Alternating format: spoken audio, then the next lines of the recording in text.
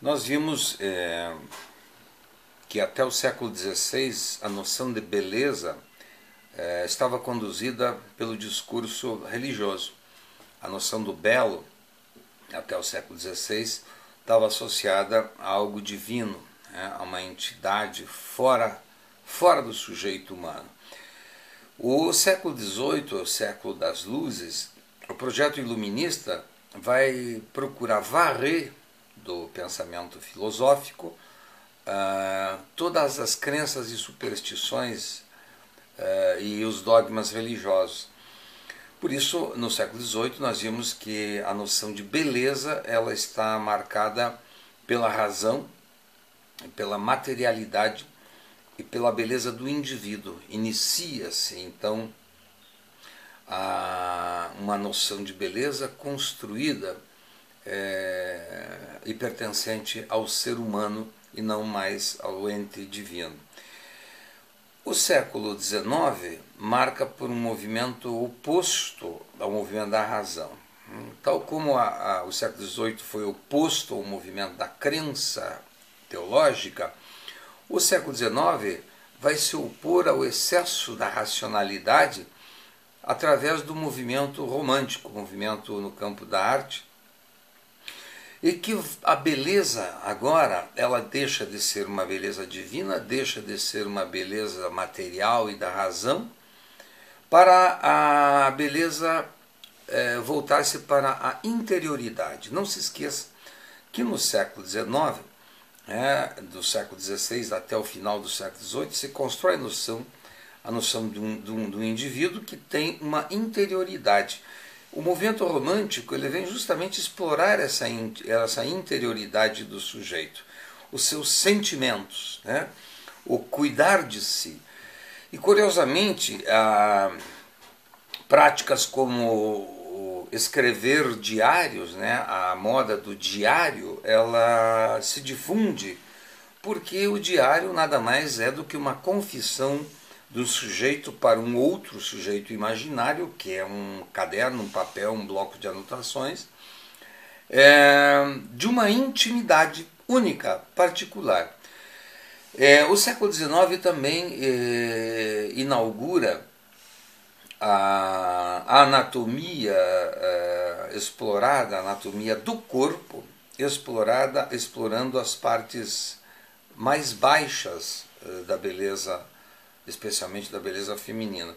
Até então, a beleza estava concentrada nos retratos, no rosto, na cabeça, nas partes superiores do corpo. No século XIX, elas migram para as partes inferiores, porque se associa também às silhuetas do quadril, da cintura, das pernas, se associa à moda da praia. As mulheres passam a vestir um maiô nas praias. A beleza fora de casa.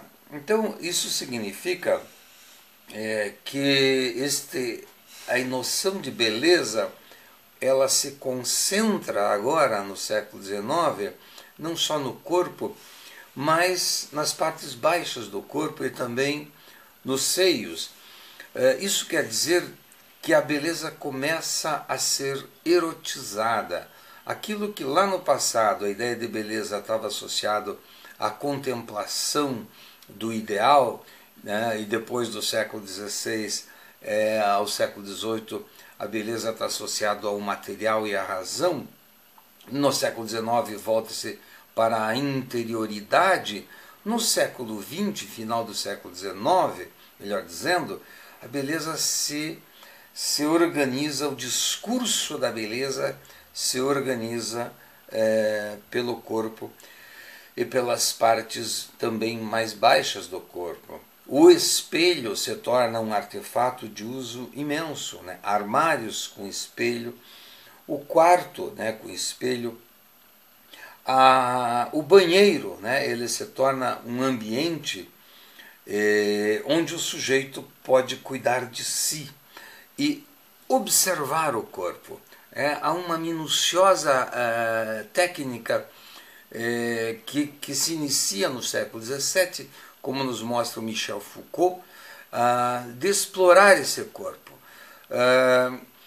Aquilo que então nós pensávamos que fosse a liberdade de cada um explorar o seu corpo, né, de ter o ser senhora de si, senhor de si, da sua própria vontade, do seu corpo, em Michel Foucault nada mais é do que um grande encarceramento de uma pseudo-liberdade de fazer com o corpo o que se bem entende, quando na realidade é o discurso do corpo que aprisiona esse sujeito a ideia de que ele tem que ter uma beleza física para existir. E aí o século XX, ele inaugura uma outra concepção aguçada de beleza, com a exploração do corpo. Cada vez mais a ideia de beleza se afasta então do mundo subjetivo imaterial para se concentrar na materialidade física, mas especialmente na erotização, né? A beleza do século XX, ela foi sexualizada. Eu disse aqui num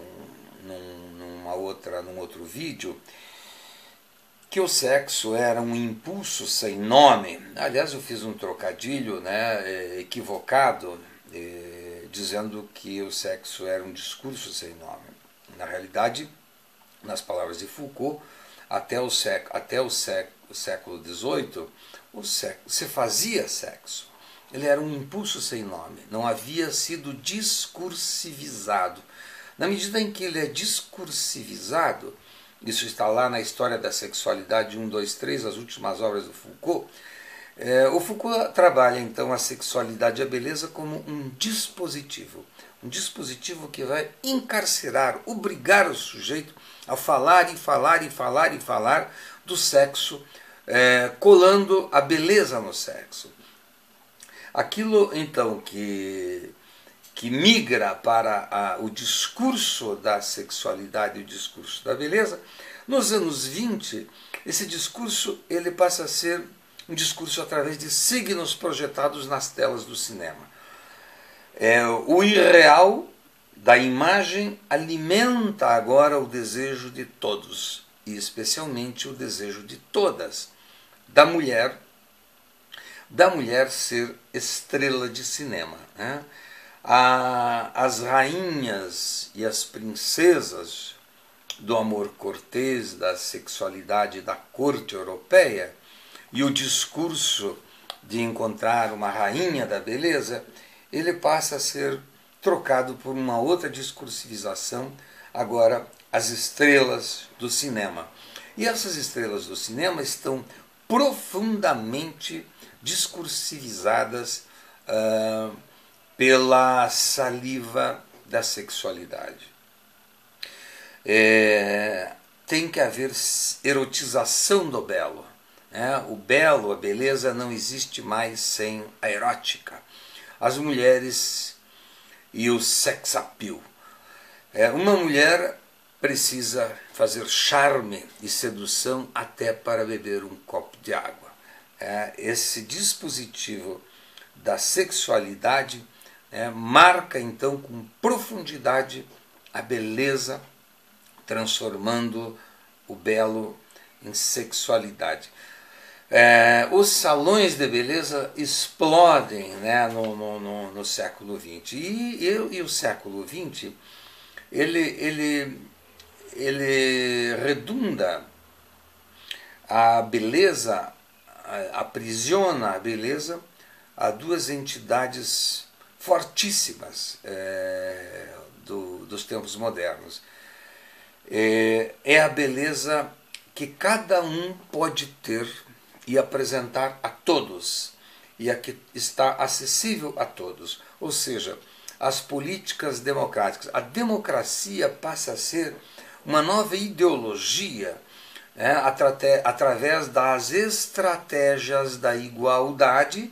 Essa democracia conduz as pessoas a uma ilusão de que todos serão belos erotizados, desde que consumam produtos para se tornarem iguais. Sem se dar conta desse tremendo dispositivo que é a democracia, e que o Freud chamaria de inveja, se é para um, é para todos, esse dispositivo da beleza e da sexualidade encarcera o sujeito secretamente na ilusão de que ele alcançará a igualdade política e democrática pelo consumo da beleza. E aí se proliferam uma série de instrumentos, de artifícios e de ideologias que estão encarceradas em dispositivos hedonistas e consumistas. É interessante lembrar aqui, para finalizar minha fala, do filme Círculo de Fogo, de Jean-Jacques Annaud, quando, ao final, ao término do filme, o filme retrata um conflito dos nazistas com a Rússia e a invasão de Leningrado, de uma cidade russa, e o camarada russo que luta contra os alemães, ele se apaixona por uma camarada, por uma guerrilheira russa, e passa a tratá-la de forma diferenciada daquilo que deveria ser para todos. Se é para um, é para todos. Havia aquele discurso marxista do novo homem. Então, o camarada russo, o ideólogo, o intelectual, começa a sofrer um sentimento muito estranho, que é a preferência por uma pessoa em detrimento à igualdade dos outros camaradas. E ao final, embora se busque o novo homem e a igualdade, ao final então dessa obra cinematográfica maravilhosa, o camarada russo não suporta o amor que ele sente pela camarada Vânia, que não está apaixonada por ele, porque ela se apaixona por um outro que é diferente dele, não é igual. Então esse camarada russo se levanta e diz: não existe o novo homem. Haverá sempre os mais ricos e os mais pobres de amor. Pois bem, tanto o amor quanto a beleza, esperava-se que a politização do amor, da beleza, pelas estratégias da igualdade, pudessem produzir de fato uma sociedade sem classe.